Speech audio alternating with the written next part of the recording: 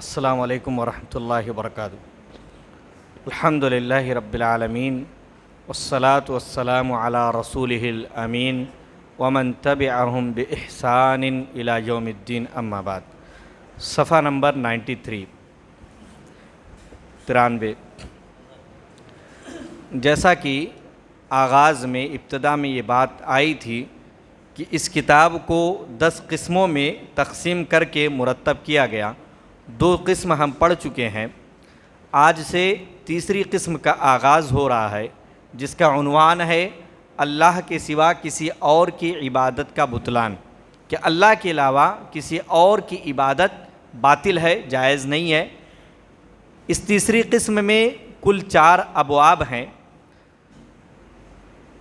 چنانچہ اس عنوان کے تحت ذکر کرتے ہیں کہ توحید کی تفسیر ذکر کرنے کے بعد، دوسری قسم جو توحید کی تفسیر میں تھی، ذکر کرنے کے بعد مؤلف رحمۃ اللہ علیہ نے بالترتیب 4 ابواب کے ذریعے غیر اللہ کی عبادت کے بطلان کو دلائل و براہین کی روشنی میں ثابت کیا ہے کہ اللہ کے علاوہ کوئی اور عبادت کے لائق ہے ہی نہیں، ایسا کوئی ہے نہیں جس کی عبادت کی جا سکے۔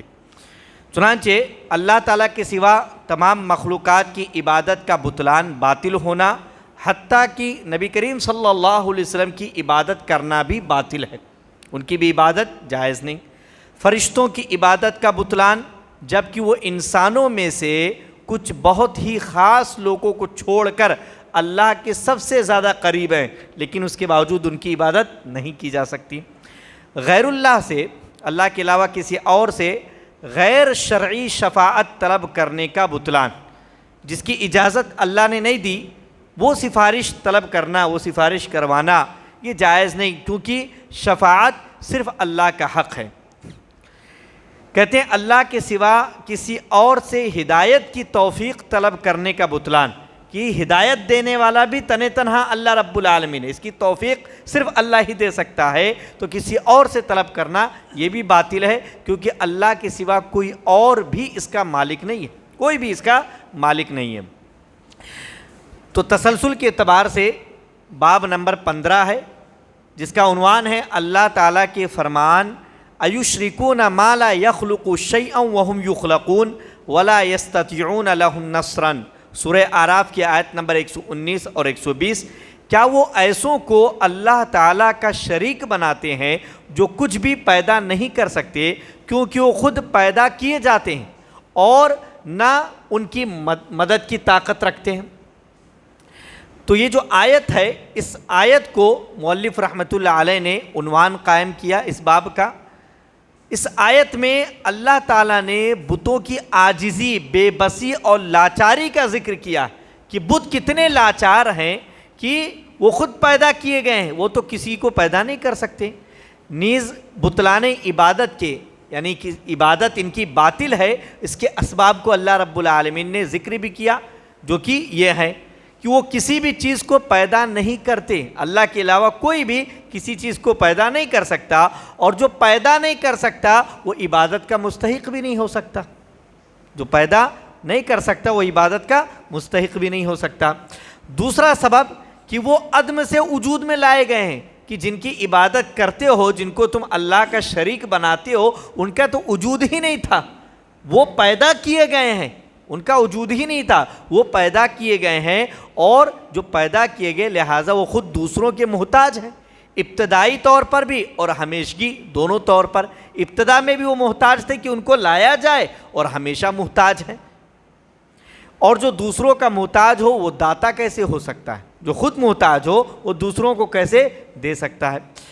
تیسرا، وہ اپنے پکارنے والوں کی مدد نہیں کر سکتے، لوگ ان کو مدد کے لیے پکارتے ہیں لیکن وہ کسی کی مدد نہیں کر سکتے، لا یستطیعون نصرا، کسی کی مدد کرنے کی طاقت نہیں رکھتے۔ اور چوتھی بات، بلکہ وہ خود اپنی بھی مدد نہیں کر سکتے، دوسروں کو تو چھوڑیے اپنی بھی مدد نہیں کر سکتے، جیسا کہ قرآن مجید میں ایک جگہ اللہ رب العالمین نے ذکر کیا کہ مکھی سے بھی گئے گزرے ہیں، وہ مکھی جو بیٹھ جائے ان پر اس کو بھی ہٹا نہیں سکتے، یہ کیفیت ان کی۔ دوسری دلیل سورہ فاطر کی آیت نمبر 13، اللہ تعالیٰ کا فرمان ہے وَالَّذِينَ تَدْعُونَ مِن دُونِهِ مَا يَمْلِكُونَ مِن قِطْمِيرٍ، کہ اور اللہ کو چھوڑ کر تم جن لوگوں کو پکارتے ہو وہ ایک کھجور کی گٹھلی کے چھلکے کے برابر بھی مالک نہیں ہے. گٹھلی کھجور کی دانہ بیج، اس پر جو چھلکا ہوتا ہے اس کو قطمیر کہتے ہیں. نیچے تفسیر دی کہ قطمیر یہ اس پتلی جھلی کو کہتے ہیں. آپ گٹھلی نکالیے، گٹھلی کے اوپر آپ دیکھیں گے سفید سی باریک سی جھلی رہتی ہے، اس کو قطمیر کہتے ہیں. اللہ نے کہا یہ اس کے بھی مالک نہیں ہے. گٹھلی تو دور کی بات ہے، اس باریک سی جھلی کی جس کی کوئی حیثیت نہیں ہے اس کے بھی یہ مالک نہیں ہوتے ہیں، تو پھر یہ معبود کیسے ہو سکتے ہیں؟ ان کی عبادت کیسے کی جا سکتی ہے؟ چنانچہ اللہ تعالیٰ نے اپنے سوا ہر ایک کی عبادت کو چند امور، چند اسباب کے ذریعے باطل قرار دیا کہ یہ باتیں ہیں جن کی وجہ سے یہ مالک یہ عبادت کے لائق ہو ہی نہیں سکتے. ان میں سے پہلی چیز، وہ کسی بھی چیز کے مالک نہیں ہے. جو مالک نہیں وہ معبود کیسے ہو سکتا ہے؟ اس کی عبادت کیسے کی جا سکتی ہے؟ دوسری چیز، وہ سنتے نہیں ہیں. پکارتے ہو تم، اللہ نے قرآن مجید میں کئی مقامات پر بیان کیا، وہ سنتے نہیں ہیں تمہاری پکار کو. تیسری چیز، اگر ہم بفرض محال یہ مان لیا جائے کہ وہ سنتے، حقیقت تو یہی ہے کہ وہ سنتے نہیں، لیکن اگر ہم آپ کی بات مانتے کہ چلو وہ سنتے ہیں تو وہ اس پکار کا جواب نہیں دے سکتے. کیا دیتے ہیں وہ؟ ہم اور آپ دیکھتے ہیں اپنے سامنے، مشاہدہ ہے کہ وہ پکار کا جواب نہیں دے سکتے ہیں، کیونکہ وہ اس کی قدرت نہیں رکھتے، ان کے اندر ایسی طاقت نہیں ہے کہ وہ جواب دے سکیں. تو پھر ایسے بندے کو، ایسے لوگوں کو پکارنے کا کیا فائدہ جو جواب نہیں دے سکتے؟ یہ تو بفرض محال کہیں اگر وہ سنتے ہیں، اور حقیقت یہ ہے کہ وہ سنتے نہیں ہیں. چوتھی بات، قیامت کے دن اللہ تعالیٰ ان لوگوں کو لے کر آئے گا جن کی اللہ کے سوا عبادت کی جاتی تھی. دنیا میں جن کی عبادت کی جاتی ہے ان کو لے کر آئے گا، تو وہ اپنے ساتھ کیے جانے والے شرک کا انکار کر دیں گے. وہ انکار کر دیں گے کہ نہیں ہمارے ساتھ ایسا نہیں ہوتا تھا. اور ساتھ میں اللہ رب العالمین بطور عبرت ان پتھروں، ان معبودوں کو بھی جہنم کے اندر ڈالے گا. اللہ رب العالمین نے قرآن مجید میں بیان کیا کہ اس کے ایندھن جو ہے کون ہے؟ پتھر اور لوگ ہیں. وہ پتھر یہی معبود ہیں جن کی عبادت کی جاتی ہے. ان کو کیوں ڈالا جائے گا؟ بطور عبرت. دیکھو تم ان کی عبادت کرتے تھے، ان کو بھی سزا دی جا رہی ہے. نیچے مزید دلیلیں دے رہے ہیں. تیسری دلیل وہی جو ابھی دوسری دلیل کے طور پر آیت گزری سورہ فاطر کی آیت نمبر 13، والذین تدعون من دونہ ما یملکون من قطمیر، کہ جن کو تم اللہ کے علاوہ پکارتے ہو وہ کھجور کی گٹھلی کے چھلی کے برابر کے بھی مالک نہیں ہے وہ، لہٰذا ان کی پکار کو کوئی فائدہ نہیں ان کو پکارنے کا. اور یہ پکارنا یہ عبادت، دعا عبادت ہے. دعا کی جیسا کہ اس سے پہلے بات گزری دو قسمیں، دعائے عبادت، دعائے مسئلہ، ایک مانگنا دعا کرنا، اور ایک جو ہے اللہ کی تعریف وغیرہ کرنا اور چیزیں کرنا، یہ بھی دعا ہے. پکارنے میں ساری چیزیں شامل ہیں. چوتھی دلیل ذکر کر رہے ہیں، صحیح بخاری میں حضرت انس رضی اللہ عنہ سے مروی ہے کہ شج النبی صلی اللہ علیہ وسلم یوم احد وکسرت رباعیتہ، کہ نبی کریم صلی اللہ علیہ وسلم غزوہ احد میں، جنگ احد میں زخمی ہو گئے اور آپ صلی اللہ علیہ وسلم کے رباعی دانت شہید کر دیے گئے. رباعی دانت بیچ والے دونوں دانتوں کو، یہ بیچ والے دانتوں کو ثنایا کہتے ہیں، اور ان کے دائیں اور بائیں والے جو ہیں وہ ان کو رباعی دانت کہتے ہیں، ایک ایک دانت کو. تو یہ شہید ہو گئے تھے. کہتے ہیں جس پر آپ صلی اللہ علیہ وسلم نے فرمایا کیف یفلح قوم شجوا نبیہم، ایسی قوم کیسے کامیاب ہو سکتی ہے جس نے اپنے نبی کو زخمی کر دیا. اللہ کے رسول صلی اللہ علیہ وسلم نے یہ بات کہی. اس بات کے کہنے پر اللہ رب العالمین نے آیت نازل فرمائی لیس لک من الامر شیء، کہ اے پیغمبر صلی اللہ علیہ وسلم اس معاملے میں آپ کو کچھ بھی اختیار نہیں ہے. آپ نہیں کہہ سکتے کہ کوئی قوم کیسے ہدایت یافتہ ہو سکتی ہے. تو سوچئے نبی کو ہدایت کا بھی اختیار نہیں ہے کہ وہ دے سکیں، کسی کو ہدایت دے سکیں. یہ اختیار بھی اللہ رب العالمین کو، صرف اللہ رب العالمین کو. تو نبی کو جب اس بات کا اختیار نہیں تو پھر ان کی عبادت کیسے کی جا سکتی ہے؟ اور خود وہ زخمی ہو گئے، تو جو زخمی ہو جائے گا اس کی عبادت کیسے، معبود کیسے ہو سکتا ہے وہ؟ تو جب نبی کی عبادت نہیں کی جا سکتی ہے جو سب سے افضل، سب سے اشرف ہیں، تو نبی کے بعد جو ہیں وہ تو ان سے کمتر ہیں، ان کی عبادت کیسے کی جا سکتی ہے؟ یعنی اللہ کے علاوہ کوئی اور ایسا ہے ہی نہیں جس کی عبادت کی جائے. اس حدیث سے استدلال یہ کہ اللہ کے علاوہ کوئی اور ایسا نہیں ہے جس کی عبادت کی جائے، اور کوئی ایسا نہیں ہے جس کے اندر کمی، خامی اور نقص نہ ہو. جو محتاج نہ ہو کسی کا، ایسا کوئی نہیں ہے اللہ کے سوا۔ پانچویں دلیل، اور صحیح بخاری ہی میں حضرت ابن عمر رضی اللہ عنہما سے روایت ہے کہ انہوں نے رسول اللہ صلی اللہ علیہ وسلم کو سنا، آپ صلی اللہ علیہ وسلم نے نماز فجر کی آخری رکعت میں رکوع سے سر اٹھایا تو سمع اللہ لمن حمدہ ربنا ولک الحمد کے بعد فرمایا اللہم لعن فلانا و فلانا، قنوت نازلہ پڑھی آپ نے، اللہ کے رسول صلی اللہ علیہ وسلم نے قنوت نازلہ پڑھی کہ اے اللہ، یا اللہ فلاں اور فلاں پر لعنت فرما، فلاں اور فلاں کو ہلاک کر، تو اللہ تعالیٰ نے یہ آیت نازل فرمائی لیس لک من الامر شیء۔ 70 صحابہ کرام رضوان اللہ تعالی علیہم اجمعین کو نبی کریم صلی اللہ علیہ وسلم نے دعوت و تبلیغ کے لیے بھیجا تھا، ان کو دشمنوں نے گھیر کر ختم کر دیا، قتل کر دیا ان 70 کو، تو اللہ کے رسول صلی اللہ علیہ وسلم کو بڑی تکلیف ہوئی جب خبر ملی، پھر آپ نے نمازوں کے اندر قنوت نازلہ پڑھنا شروع کیا، ان پر جو ہے آپ بد دعا کرتے تھے، لعنت برساتے تھے، تو اللہ رب العالمین نے اس موقع پر آیت نازل فرمائی لیس لک من الامر شیء۔ ایک شان نزول، سبب نزول آیت کا جنگ احد کے موقع پر جب زخمی ہوئے تب کی بات ہے، اور ایک اس موقع پر لیس لک من الامر شیء، جب آپ نے قنوت نازلہ پڑھی تو اللہ رب العالمین نے فرمایا کہ اس معاملے میں آپ کو کچھ بھی اختیار نہیں ہے، آپ کیوں فلاں فلاں کا نام لے کر لعنت کر رہے ہیں، فلاں فلاں کا نام لے کر آپ کیوں لعنت کر رہے ہیں، اللہ رب العالمین نے منع کیا کہ آپ کو اس میں کچھ بھی اختیار نہیں ہے۔ آیت کا جو اگلا حصہ ہے، اگلا ٹکڑا اسی آیت میں لیس لک من الامر شیء او یتوب علیہم او یعذبہم، اللہ چاہے ان کی توبہ قبول کر لے یا چاہے تو ان کو عذاب دے، فإنہم ظالمون، عذاب دے گا تو ظالم ہے اس لیے عذاب دے گا، اور اللہ کے اختیار میں چاہے تو ان کی توبہ قبول کر لے، ان کو ہدایت دے دے، آپ کے اختیار میں نہیں کہ آپ ان پر لعنت کریں۔ اور ایک روایت میں ہے کہ آپ صلی اللہ علیہ وسلم صفوان بن امیہ، سہیل بن عمرو اور حارث بن ہشام پر بد دعا کر رہے تھے ان کا نام لے کر، تب اللہ رب العالمین نے یہ آیت نازل فرمائی لیس لک من الامر شیء، کہ اس سلسلے میں، اس معاملے میں آپ کو کچھ بھی اختیار نہیں ہے، آپ کیوں ان لوگوں کا نام لے کر جو ہے ان پر لعنت برسا رہے ہیں۔ اور بعد میں چل کر جیسا کہ تاریخ میں آپ پڑھتے ہیں سیرت میں کہ یہ سب کے سب اسلام لائے اور بڑے اچھے اسلام ان کا ثابت ہوا، بڑا اچھا اسلام ان کا ثابت ہوا، تو اللہ رب العالمین نے ان کو ہدایت دی، توفیق دی۔ تو ہدایت کا بھی اختیار اللہ رب العالمین نے نبی کریم صلی اللہ علیہ وسلم کو نہیں دیا، صرف رہنمائی کر سکتے ہیں، لیکن توفیق دینا اللہ رب العالمین نے ان کے ہاتھ میں نہیں رکھا۔ اللہ کے رسول صلی اللہ علیہ وسلم کی بڑی چاہت تھی کہ آپ کے چچا ابو طالب ایمان لے آئیں، کوشش بھی کرتے تھے آپ، ان کو دعوت بھی دیتے تھے، لیکن اللہ رب العالمین نے کہا انک لا تہدی من احببت ولکن اللہ یہدی من یشاء، کہ آپ جن کو چاہتے ہیں ان کو ہدایت نہیں دے سکتے، ہاں رہنمائی کر سکتے ہیں۔ ہدایت کا دو معنی ہوتا ہے، ایک راستے پر چلا دینا، توفیق دے دینا، اور ایک رہنمائی کر دینا، بتلا دینا کہ یہ راستہ اس پر چلو، تو یہ تو ہر کسی کے ساتھ کرتے تھے اللہ کے رسول صلی اللہ علیہ وسلم، لیکن توفیق دے دینا انک لا تہدی من احببت، جس کو آپ چاہتے ہیں اس کو نہیں دے سکتے، ولکن اللہ یہدی من یشاء، لیکن اللہ جس کو چاہتا ہے اس کو ہدایت دیتا ہے۔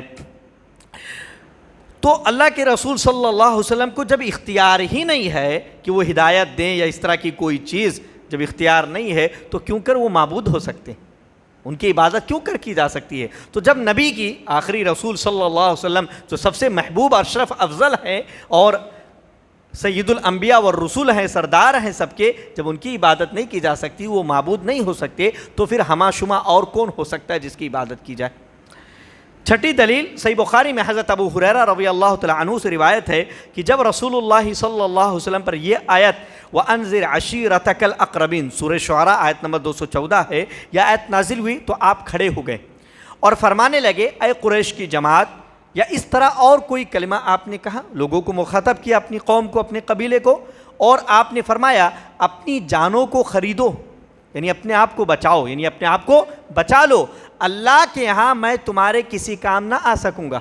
اقرار کر رہے ہیں، اعتراف کر رہے ہیں کہ اللہ کے ہاں میں تمہارے کسی کام نہ آ سکوں گا۔ اے عباس بن عبد المطلب اپنے چچا کو مخاطب کر کے کہا اپنے آپ کو بچا لو، اللہ کے ہاں میں تمہارے کسی کام نہ آ سکوں گا۔ اے میری پھوپھی صفیہ، اپنی پھوپھی سے کہہ رہے ہیں اللہ کے ہاں میں تمہارے کام نہ آ سکوں گا، ہدایت پالو، اسلام لے آؤ. یہ باتیں انہوں نے کہی. اپنی بیٹی لخت جگر اے میری بیٹی فاطمہ رضی اللہ عنہا مخاطب کر کے کہا میرے مال سے جو مانگنا ہو مانگ لو. سلینی ما شئتی، جو مانگنا ہو میرے مال سے مانگ لو، دنیا میں جو ہے وہ میں دے سکتا ہوں. ولا اغنی عنک من اللہ شیئا، لیکن اللہ کے ہاں میں تمہارے کسی کام نہ آ سکوں گا.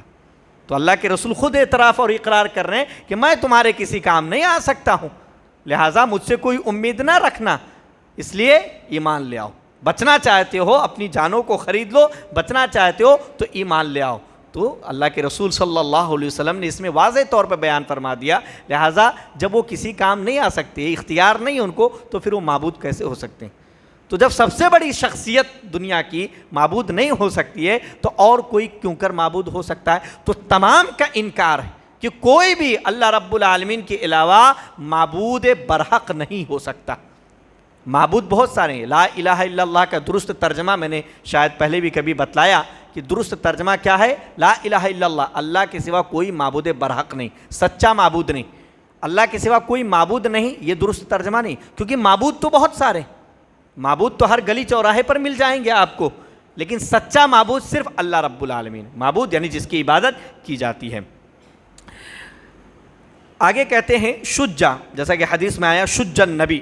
تو شجا الشجا، شجا خاص طور سے سر اور چہرے کے زخم کو عربی میں شجا کہتے ہیں.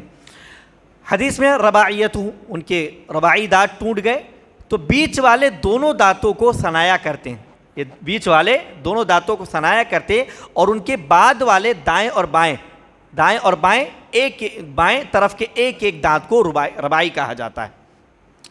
کہتے ہیں اس سے یہ ثابت ہوتا ہے کہ نبی کریم صلی اللہ علیہ وسلم بشر یعنی انسان تھے. بہت سارے لوگ بشر نہیں مانتے، انسان نہیں مانتے، اور ان کو بھی وہی پریشانیاں لاحق ہوتی تھیں جو ایک عام انسان کو لاحق ہوتی. وہ بھی زخمی ہوئے جیسے ایک عام انسان زخمی ہوتا ہے، اور جو پریشانیوں میں مبتلا ہو وہ معبود نہیں ہو سکتا. جو پریشان ہو جائے وہ معبود کیسے ہو سکتا ہے؟ لہٰذا نبی کریم صلی اللہ علیہ وسلم کی عبادت کرنا بھی باطل ہے. یہی وجہ ہے کہ جب اللہ کے رسول صلی اللہ علیہ وسلم کی وفات ہو گئی تو سب صحابہ کرام پریشان ہو گئے. حضرت عمر تو ایک بوکھلاہٹ کے شکار ہو گئے اور تلوار لے کر نکل گئے اور کہا کہ جس نے کہا کہ محمد صلی اللہ علیہ وسلم وفات پا گئے میں اس کی گردن اڑا دوں گا. ابو بکر رضی اللہ تعالیٰ عنہ آتے ہیں، ان کو بٹھاتے ہیں، لیکن وہ تیار نہیں ہوتے ہیں. ممبر پر چڑھتے ہیں اور چڑھنے کے بعد پھر آیت پڑھتے ہیں کہ وما محمد الا رسول، کہ محمد صرف ایک رسول ہے. اگر وہ مر جائیں یا قتل کر دیے جائیں انقلبتم علی اعقابکم، تم اپنے پیروں کے بل پلٹ جاؤ گے، یعنی مرتد ہو جاؤ گے. اور فرمایا من کان یعبد منکم محمدا فان محمدا قد مات، کہ تم میں سے جو کوئی محمد کی عبادت کرتا تھا صلی اللہ علیہ وسلم تو وہ جان لے فان محمدا قد مات، کہ محمد صلی اللہ علیہ وسلم وفات پا چکے ہیں. ومن کان منکم یعبد اللہ فان اللہ حی لا یموت، اور تم میں سے جو اللہ کی عبادت کرتا تھا تو اللہ رب العالمین زندہ ہے، ہمیشہ زندہ رہنے والا، لا یموت، اسے موت نہیں آنے والی. تو جو لوگ اس طرح کا عقیدہ رکھتے ہیں کہ اللہ کے رسول بشر نہیں، انسان نہیں تھے، نور تھے یا وفات نہیں پائے، ان سب کی اس میں تردید ہے کہ ان کو دیکھیے پریشانی لاحق ہو رہی ہے، تکلیف لاحق ہو رہی ہے، زخمی کیے جا رہے ہیں. اور غیب کا علم بھی کہ اگر ان کو غیب کا علم ہوتا تو اس جگہ کھڑا نہیں ہوتے، ہٹ جاتے کہ بھائی ادھر پتھر آنے والا ہے میں ادھر پہنچ جاؤں. 70 صحابہ کرام شہید نہ ہوتے. ان کو معلوم ہوتا کہ یہ 70 جن کو میں بھیج رہا ہوں دعوت و تبلیغ کے لیے، ان کو گھیر کر قتل کر دیا جائے گا، شہید کر دیا جائے گا، تو نہیں بھیجتے ان کو. اس پر افسوس ہوتا تھا اللہ کے رسول صلی اللہ علیہ وسلم کو کہ میں نے کیوں کر بھیج دیا.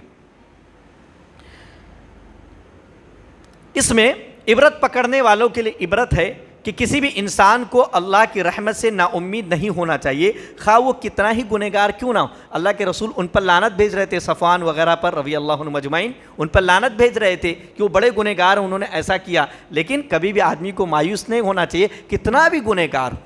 اللہ رب العالمین نے کہا بندہ جو ہے گناہوں کے ساتھ چل کر آئے، اگر اس نے شرک نہ کیا ہوگا تو لا ابالی، میں فکر نہیں کروں گا، نہیں سوچوں گا اس نے کتنا گناہ کیا ہے، سارے گناہوں کو معاف کر دوں گا. ان اللہ یغفر الذنوب جميعا، یقیناً اللہ رب العالمین تمام گناہوں کو معاف کر دیتا ہے، حتیٰ کہ شرک کو بھی معاف کر دیتا ہے اگر بندہ زندگی میں توبہ کر لے اللہ رب العالمین سے اور اپنی زندگی درست کر لے.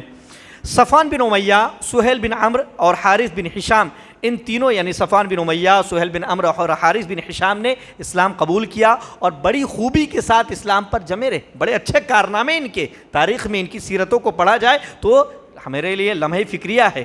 تو اس میں ہمارے لیے سوچنے کی بات ہے کہ کبھی کبھی عداوت جو ہے، کبھی کبھی دشمنی، یہ دوستی اور ولایت میں بدل جاتی ہے۔ اسی لیے اللہ رب العالمین نے کہا ادفع باللتی ہی احسن، ادفع باللتی ہی احسن، برائی کو اچھائی سے دور کرو، فاذا الذی بینک وبینہ عداوۃ کأنہ ولی حمیم۔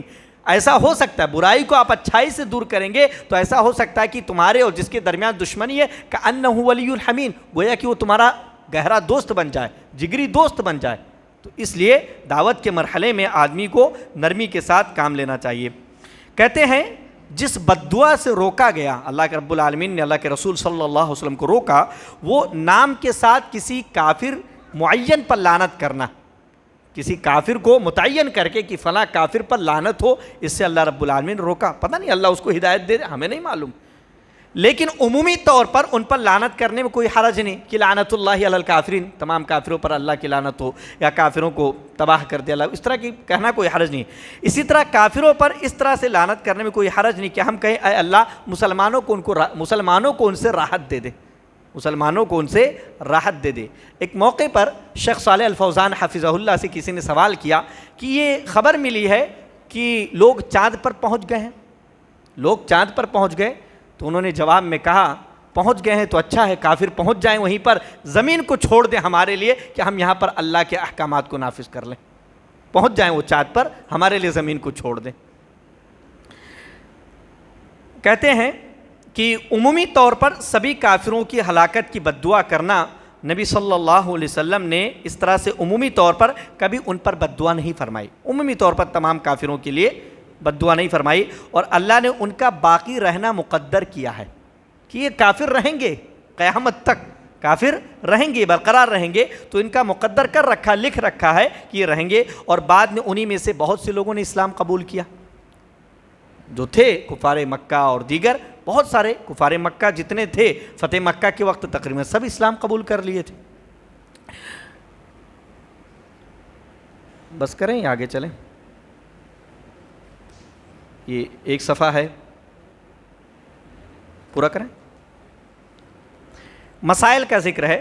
پہلا مسئلہ دونوں آیتوں کی تفسیر، دونوں آیتوں یعنی سورہ اعراف کی آیت نمبر 119-20 اور اسی طریقے سے سورہ فاطر کی آیت نمبر 13، دونوں کی تفسیر ہمارے سامنے آ گئی، اور جن میں بتوں اور اللہ کے سوا دوسروں کی عبادت کا بطلان ثابت ہوتا ہے کہ دوسرا کوئی نہیں ہے جس کی عبادت کی جا سکے۔ دوسرا مسئلہ جنگ احد کا تذکرہ ہے، جس میں نبی صلی اللہ علیہ وسلم کی عبادت کا بطلان ہے کہ ان کی بھی عبادت درست نہیں، تو جب نبی کی عبادت درست نہیں تو دوسرے تو من باب اولا اس میں شامل ہے کہ کسی اور کی بھی عبادت درست نہیں ہوگی کہ ان کی عبادت نہ کی جائے۔ تیسرا سید المرسلین صلی اللہ علیہ وسلم کا نماز میں قنوت نازلہ پڑھنا اور آپ کے پیچھے بلند مرتبت صحابہ کرام رضی اللہ عنہم کا آمین کہنا ثابت ہے۔ اس امت کا کوئی بھی شخص نبی صلی اللہ علیہ وسلم اور صحابہ کرام کے مقابلے میں اللہ کے زیادہ قریب نہیں، سب سے قریب اللہ کے رسول، اور سب سے انبیاء کے بعد سب سے افضل جماعت اس دنیا کے اندر صحابہ کرام۔ ابن عمر رضی اللہ عنہما فرماتے ہیں کہ اللہ رب العالمین نے دنیا والوں میں دیکھا اور اللہ کے رسول کو آخری نبی کے لیے پسند کیا، چنا، اور پھر تمام لوگوں کو دیکھا تو صحابہ کرام کو اختار اللہ صحابتہ لصحبتی، صحابہ کرام کو اللہ کے رسول صلی اللہ علیہ وسلم کی صحبت کے لیے پسند کیا، تو یہ جماعت سب سے افضل جماعت، انبیاء کے بعد سب سے افضل جماعت صحابہ کرام کی جماعت ہے۔ پھر بھی وہ لوگ اللہ کی طرف رجوع کرتے تھے، صحابہ کرام اتنے افضل تھے پھر بھی اللہ کی طرف رجوع کرتے تھے، تو دوسرے لوگ اس عمل کے زیادہ محتاج، جب صحابہ کی ضرورت مند تھے، محتاج تھے اللہ کے، تو صحابہ کے بعد والے تو اور محتاج ہیں، تو جو محتاج ہو سکتا ہے وہ معبود کیسے؟ جو محتاج ہوگا وہ معبود تو نہیں ہو سکتا، یہی بات کریں۔ چوتھا جن کے لیے بد دعا کی گئی وہ کافر تھے اور نبی کریم صلی اللہ علیہ وسلم ان کے کسی معاملے کا اختیار نہیں رکھتے تھے۔ پانچواں ان لوگوں نے ایسے ایسے کام سر انجام دیے جن کے کرنے سے دیگر کفار بھی قاصر رہے، وہ کافر ایسے تھے اور ایسی ایسی چیزیں انجام دی کہ آج کے کافر نہیں کر سکتے۔ کیسے؟ مثلا ان کا اپنے نبی کو زخمی کرنا، نبی کو زخمی کر دیا، آج تو یہ معاملہ نہیں ہو سکتا۔ اسی طریقے سے ان کا قتل کے در پہ ہونا، قتل کرنے کی کوشش کی انہوں نے، اور مسلمان شہداء جو شہید ہوئے جنگوں میں، مسلمان صحابہ کرام، ان کا مسئلہ کیا ان لوگوں نے، ہاتھ پیر ناک کان کاٹے، اس طرح کی مسئلہ کرنا کہتے ہیں اسے، حالانکہ وہ شہداء ان کے رشتہ دار بھی تھے، جنگ احد میں مسئلہ کیا گیا جبکہ وہ ان کے رشتہ دار تھے، انہی کے خاندان کے لوگ تھے۔ چھٹا ان کفار کی اس بدسلوکی اور نبی کریم صلی اللہ علیہ وسلم کی بد دعا کے موقع پر اللہ تعالیٰ نے یہ آیت نازل فرمائی لیس لک من الامر شیء، جس کا مطلب ہے کہ سبھی امور اللہ ہی کے اختیار میں، ساری چیزوں کا اختیار اللہ کے پاس ہے، کسی اور کے پاس نہیں ہے، نہ عذاب دینا، نہ سزا دینا، نہ ہدایت دینا، نہ اور کوئی چیز، سارا اختیار اللہ کے پاس ہے۔ ساتواں، اللہ تعالیٰ کا یہ فرمانا اسی آیت کے اگلے حصے میں او یتوب علیہم او یعذبہم فانہم ظالمون، یہ اللہ کے اختیار کی بات ہے کہ اللہ تعالیٰ ان کفار کو معافی دے دے گا یا انہیں عذاب دے گا کیونکہ یہ لوگ ظالم ہیں۔ چنانچہ اللہ تعالیٰ نے انہیں معافی دی اور وہ ایمان لے آئے، جیسا کہ ذکر ہوا صفوان وغیرہ کے تعلق سے، اور فتح مکہ کے وقت میں سارے مسلمان ہو گئے۔ آٹھواں، اس سے نزول حوادث کے موقع پر قنوت نازلہ پڑھنے کا ثبوت بھی ملتا ہے کہ بڑی بڑی تکلیفیں، بڑی بڑی مصیبتیں جب مسلمانوں پر آئیں تو ایسے مواقع پر چاہیے کہ قنوت نازلہ پڑھا جائے۔ بریکٹ میں لکھتے ہیں انہی امور میں قنوت نازلہ پڑھنا مشروع ہے، جائز ہے، جو اللہ کی طرف سے نازل ہوئے ہوں، جیسے زلزلہ۔ یہ جو بریکٹ میں بات لکھی گئی ہے یہ درست نہیں ہے، یہ بات درست نہیں ہے، دکتور صاحب سے بھی میں نے بات کی اور بھی کتابوں میں دیکھا۔ اور دوسری بات، یہ بریکٹ میں لکھی ہوئی بات کتاب التوحید سے نہیں ہے، کتاب التوحید جو اصل کتاب ہے اس کا حصہ نہیں ہے۔ اس بات کو یا تو صاحب جس نے ترجمہ کیا ہے مترجم، انہوں نے اپنی طرف سے بڑھا دیا، یا پھر جنہوں نے اس کتاب کو مرتب کیا ہے ہیثم بن سرحان حفظہ اللہ، انہوں نے اپنی طرف سے بڑھا دیا، اور یہ بات بے اصل ہے، بے بنیاد ہے، درست نہیں ہے۔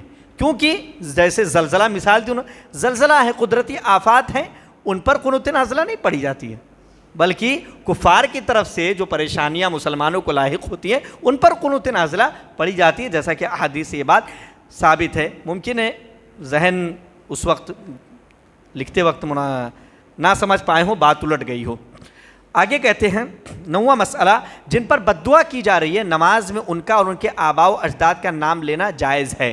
جائز ہے، یہ پہلے کی بات ہے، ابھی جو مسئلہ چل رہا جائز ہے، آگے اسی کو منع کریں گے۔ قنوت نازلہ میں کسی متعین شخص کا نام لے کر لعنت کرنا پہلے جائز تھا، پھر بعد میں اس سے روک دیا گیا۔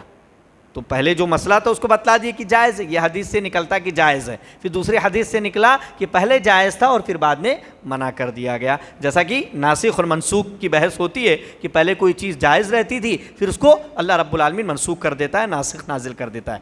11واں مسئلہ، وَأَنذِرْ عَشِيرَتَكَ الْأَقْرَبِينَ کے نزول کے موقع پر آپ صلی اللہ علیہ وسلم کا اپنے خاندان کے لوگوں کو ڈرانا، یہ اللہ رب العالمین کے حکم کو عملی جامہ پہنانا تھا۔ اللہ نے نازل کیا انذر عشیرتک الاقربین، کہ اپنے قرابت داروں، اپنے خاندان والوں کو ڈراؤ، انہیں دعوت دو۔ تو اللہ نے حکم نازل کیا اور اللہ کے رسول صلی اللہ علیہ وسلم نے اس کو عملی جامہ پہنایا، قریش کو جمع کیا اور ان سے کہا کہ اپنی جانوں کو بچا لو، اپنے آپ کو بچا لو، میں تمہارے کسی کام نہ آ سکوں گا۔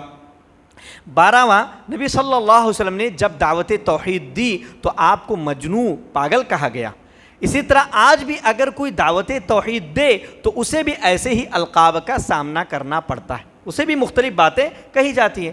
بہت سارے لوگ کہتے ہیں یہ کتاب التوحید، کیا کتاب التوحید پڑھاتے رہتے ہو تم لوگ؟ اور بہت سارے لوگ ملیں گے ایسے افراد سماج کے اندر جن کا ایک کہنا ہے کیا کتاب التوحید ہمیشہ 500-200 سال پرانی کتاب ہو گئی، اسی کو لے کے تم لوگ چل رہے ہو، ضرورت کیا ہے؟ دوسرے مسائل پڑھاؤ، دنیا سے بے خبر رہتے ہو، حیض و نفاس کے مسائل میں لگے رہتے ہو۔ اسی لیے جو ایسے علماء ہیں ان کو علماء حیض و نفاس کہتے ہیں کہ حیض و نفاس کے علماء ہیں، یہ بس اسی مسائل میں دنیا سے بے خبر، دنیا سے بے خبر ہیں۔ کہتے ہیں دنیا چاند پر پہنچ گئی، یہ بھی بخاری پڑھ رہے ہیں، یہ بھی کتاب التوحید پڑھ رہے ہیں۔ کہتے ہیں لہٰذا حکمت کے ساتھ بنا کسی کی پرواہ کیے دعوت اللہ کا کام کرتے رہنا چاہیے۔ آدمی کو فکر نہیں کرنی چاہیے بلکہ اسے اپنا راستہ دیکھنا چاہیے کہ وہ کس راستے پر چل رہا، اللہ کی طرف۔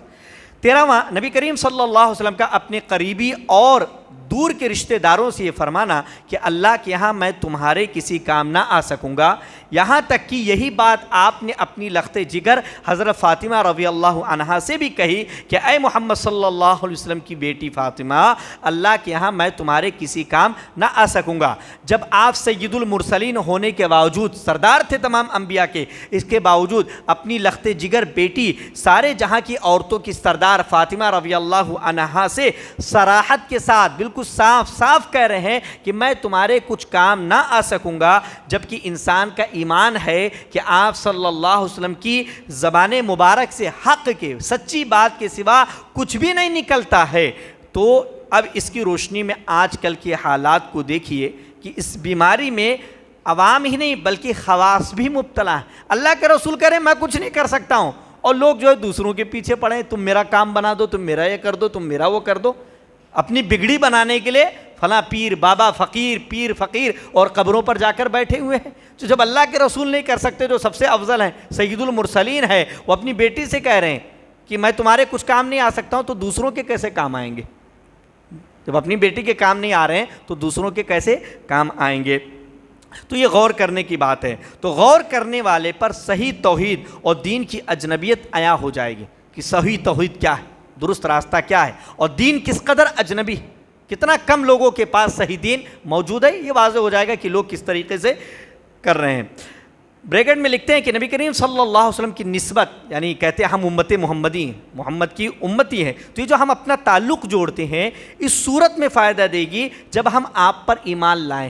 امتی سب ہیں، یہ کفار بھی اللہ کے رسول کی امتی ہی میں، امت اجابت، امت دعوت ہے، ہم امت اجابت ہیں ایمان لانے والے، اور آپ کا اتباع کریں۔ تو فائدہ کب ہوگا؟ جب ایمان لائیں گے اور آپ کی پیروی کریں گے، تب فائدہ ملے گا امتی ہونے کا، ورنہ امتی ہونے کا فائدہ نہ ملے گا۔ پھر یہ بھی یاد رہے کہ مومن کا نبی کریم صلی اللہ علیہ وسلم سے محبت کرنا ایسی طے شدہ بات ہے جس کا انکار نہیں کیا جا سکتا، فرض ہے، واجب ہے کہ ہر ایمان والا آپ سے محبت کرے۔ جب تک مومن محبت نہیں کرے گا، حضرت عمر رضی اللہ عنہ کی حدیث آپ نے سنی ہوگی کہ حضرت عمر بن خطاب رضی اللہ تعالیٰ عنہ نے ایک موقع پر اللہ کے رسول صلی اللہ علیہ وسلم سے فرمایا کہ میری جان کے علاوہ میں آپ سے سب سے زیادہ محبت کرتا ہوں۔ اللہ کے رسول نے کہا نہیں، یہ بات ٹھیک نہیں ہے، ابھی آپ کا ایمان درست نہیں ہوا۔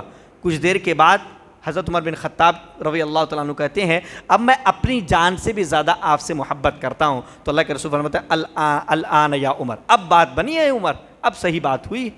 تو اس معاملہ ایسا ہے کہ نبی کریم صلی اللہ علیہ وسلم سے محبت کرنا سب سے زیادہ، اللہ کے بعد سب سے زیادہ یہ واجب ہے ہر مسلمان پر۔ لیکن اس کے باوجود کسی انسان کے لیے یہ مناسب نہیں کہ وہ جذباتی لگاؤ کی بنیاد پر فیصلہ کرے، بلکہ اس پر واجب ہے کہ وہ اس چیز کی پیروی کرے جس پر کتاب و سنت دلالت کرتی ہیں، جذبات سے نہیں، دلیل سے چلنا۔ اللہ کے رسول کی پیروی بھی دلیل سے کرنا، جذبات سے نہیں، اور جس کی تائید شبہات اور شہوات سے پاک عقل سری کرتی، یعنی جس چیز پر آپ چل رہے ہوں شبہات کی وجہ سے نہ چل رہے ہو، شہوات خواہش کی بنیاد پر نہ چل رہے ہو، عقل جو ہے اس کو تسلیم کر رہی ہو، دلیل آ گئی عقل تسلیم کرتی، دلیل آ جائے تو اس پر چلنا ہے، اس کے نقش قدم پر چلنا ہے، اس پر عمل کرنا ہے، تو اس طور پر اس کے مطابق چلنا ہے۔ اخیر میں اللہ رب العالمین سے دعا گوں کہ ہم تمام لوگوں کو کتاب و سنت کے مطابق زندگی گزارنے کی توفیق عطا فرمائے، آمین تقبل یا رب العالمین، وآخر دعوانا ان الحمد للہ رب العالمین، سبحانک اللہم وبحمدک اشہد ان لا الہ الا انت استغفرک واتوب الیک۔